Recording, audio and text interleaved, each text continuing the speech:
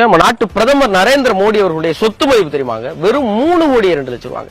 இன்னைக்கு ஒரு எம்எல்ஏ எவ்வளவு சொத்து சேர்த்து வச்சிருக்காரு, ஒரு கவுன்சிலர் கூட நினைச்சா பயங்கர சொத்து. ஆனா இந்திய நாட்டுடைய பிரதமர் ஒரு எளிமையான மனுஷனை, இவ்வளவு சாதாரண மனுஷனை எவ்வளவு ட்ரோல் பண்ற, எனக்கே அவ்வளவு சங்கடமா இருக்கு. கணக்கு பண்ணா 8 மாத சம்பளம் தான் ஒரு ஒட்டுமொத்த சொத்து மதிப்பேன்.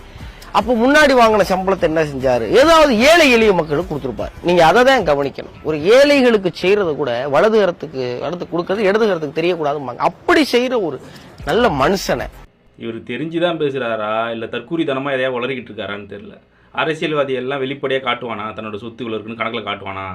எந்த அரசியலையும் காட்ட மாட்டான். நீ சொல்றீல எம்எல்ஏ, ஒரு பிரசிடென்ட், ஒரு வார்டு மெம்பரு, ஒரு கவுன்சிலரே எவ்வளோ சொத்து வச்சிருக்கான்னு சொல்றீல, எல்லாரும் வெளிப்படையாக வெளில காட்டிக்க மாட்டானுங்க. எல்லாரும் மறைமுகமாக தான் வச்சுப்பாங்க. அது மாதிரி தான் மோடியும் வச்சுப்பாரு மறைமுகமாக. அவரோட சொத்து மதிப்பே வந்து 8 மாத சம்பளம் தான். பாக்கி உள்ள சம்பள காசெல்லாம் என்ன பண்ணியிருப்பாரு? ஏதாவது ஏழை எளியவர் கொடுத்துருப்பாராம். இவரே சொல்கிறாப்புல, அவங்க எதுவும் சொல்லல, இவரே சொல்கிறாப்புல ஏழை எளியவருக்கு ஏதாவது கொடுத்துருப்பாரு, இவரு கஷ்டப்படுறவங்களுக்காக வாரி வழங்கியிருப்பாரு. வள்ளல் மாதிரி ஒரு பில்டப் கொடுக்குறாப்புல.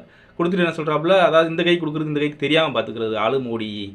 அதாவது வெளியில் பப்ளிசிட்டி பண்ணலையாம். தம்பி எதுக்கு இந்த முட்டு கொடுக்குறாருன்னு வச்சிங்களா, தன்னை ஒரு நடுநிலைவாதி நிலைநிறுத்திக்கணும். அப்புறம் வந்து அது மூலமாக நமக்கு ஒரு பப்ளிசிட்டி கிடைக்கும், விளம்பரம் கிடைக்கும். இப்போ மோடியை புகழ்ந்து பேசிட்டோம்ல, எளிமையான மனிதர், எளிமையின் சிகரம், என்ன ஒரு ஒத்து, நல்லா ஒத்து ஊதுறீங்க.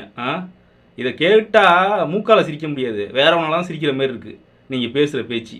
நமக்கு வந்து ரொம்ப ஆபத்தான ஆட்கள் யார் தெரியுங்களா? நேரடியாக ஆர்எஸ்எஸ்ல இருக்கவனுங்க, பிஜேபியில் இருக்கவனுங்க பிரச்சனை கிடையாது.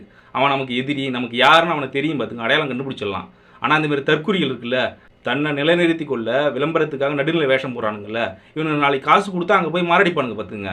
அந்த மாதிரி வேலையை தான் தம்பி இப்போ செய்கிறாப்புல. இது என்ன தெரியுமா பிரச்சனை? இவர் நடுநிலைவாதி, இவர் பேசுகிற கருத்து அருமையாக இருக்குன்னு பார்த்துக்கிட்டு இருக்கோம்ல, நம்மளை அந்த பக்கம் இழுத்துட்டு போய் தள்ளுறதுக்கு காசு வாங்கிட்டு செய்வான வேலை இவனுங்களாம். இப்படி தான் அந்த ராஜவேல் நாகராஜ் சங்கி இருக்குது, லவ் குரு சங்கி, அந்த சங்கியை பார்த்து நான் ஃபயர்லாம் விட்டுருக்கோம். ஐயோ பயங்கரமான ஆள்டான்னு. ஆனால் அது எங்கே போய் கடைசியாக நிற்கிது? முழு சங்கியாக மாறி நிற்கிது. இப்போ சங்கிக்கு முட்டு கொடுத்துட்டு அந்த இடத்துல தான் இவங்களாம் போய் சேருவானு பார்த்துக்கலாம் கடைசியாக.